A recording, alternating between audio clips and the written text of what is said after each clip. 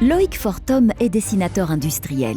En 2015, il participe aux World Skills de Sao Paulo.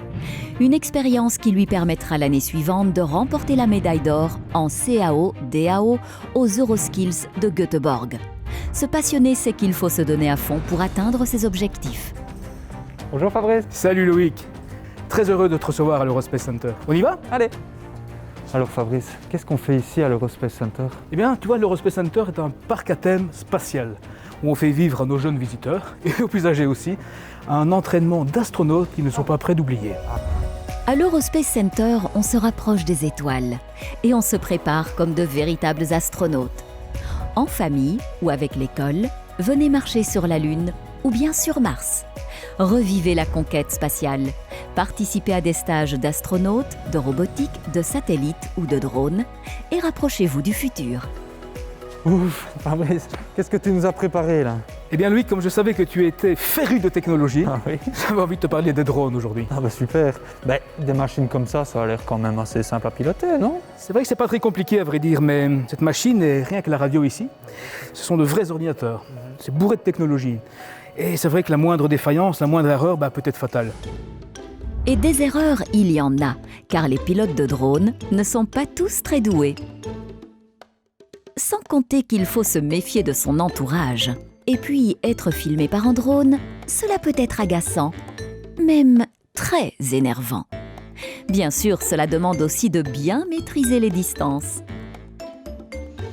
Tiens, aujourd'hui, je voulais vraiment te parler des hélices du drone. Comme tu le vois, il y a deux hélices différentes. Oui. Il y a une hélice qui va tourner dans le sens des aiguilles d'une montre. On appelle ça des hélices clockwork. Et on a des hélices qui tournent dans le sens anti-horloger, counter-clockwork. D'accord. Tu veux bien m'aider à les mettre? Allez. Loïc, sais-tu qu'un plus grand nombre d'hélices se traduit par de meilleures performances en vol? Le fait qu'une hélice tourne dans un sens et l'autre dans l'autre permet effectivement d'avoir une stabilité dans l'air parfaite. D'accord. Ok? Je te fais une petite démo avec la petite machine qui est là. Regarde. Oh oui. Tu vois, stabilité parfaite, elle ne bouge pas. Je vais accélérer les hélices ici. Qu'est-ce qui va se passer?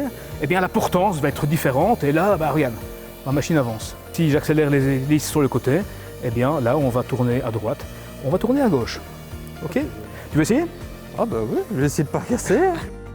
Pour ce premier essai, tu as de la chance d'être en intérieur, car le plus grand ennemi du drone reste la météo, et plus particulièrement le vent.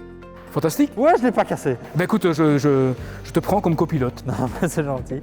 C'est vraiment chouette tout ça, mais comment est-ce que mon métier de dessinateur industriel pourrait interagir avec le monde des drones? Par exemple, si un jour tu es amené pour un drone plus perfectionné que celui-là, je sais pas moi, à dessiner une hélice. Il faut savoir quand même comment ça fonctionne, Ah bah oui. de quelle façon elle tourne, la portance, la solidité. Donc voilà, ce sera peut-être ton job futur. Ah bah écoute, merci beaucoup Fabrice. C'est avec plaisir. Et on se voit une prochaine fois. Les métiers liés aux drones ne cessent de se multiplier.